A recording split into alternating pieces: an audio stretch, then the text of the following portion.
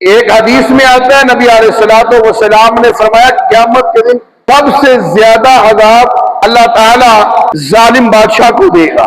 اس کے بعد حق فرمایا قیامت کے دن اللہ کے عرش کے نیچے سب سے پہلے عادل بادشاہ ہوگا.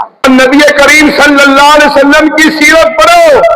پیغمبر صلی اللہ علیہ وسلم جب فتح مکہ کر کے مکے پہنچے، آپ کے خون کے پیاسے، آپ کے چچا کے قاتل، اور جس چچا کو سید الشہداء کہا، 12 ٹکڑے کر دیے، آنکھیں نکال دی، بازو کاٹ دیے، ناک کاٹ دیا، کلیجہ نکال لیا، دھاگوں میں لگائے، ہار ڈالا. مسلمان فتح پا کر 10,000 کا لشکر نبی صلی اللہ علیہ وسلم جب تلوار چمکاتے ہوئے جب مکہ میں داخل ہوئے تو صحابہ نے کہا آج بدلے کا دن ہے، آج ہم بدلہ لیں گے.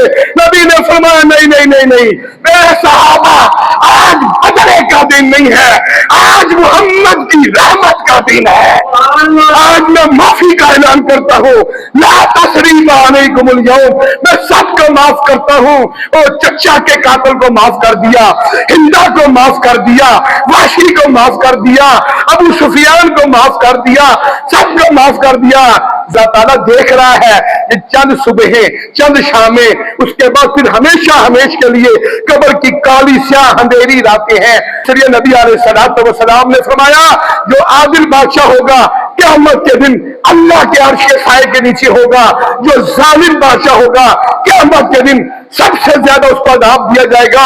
اس لیے نبی علیہ السلام نے فرمایا اللہ کی مخلوق پر رحم کرو. یہ پاک پیغمبر کا وہ فرمان ہے. نبی نے کیا فرمایا؟ فرمایا ارحم من فی الارض یرحم من فی السماء. اور دنیا کے لوگوں تم زمین والوں پر رحم کرو، آسمان والا تم پر رحم کرے گا.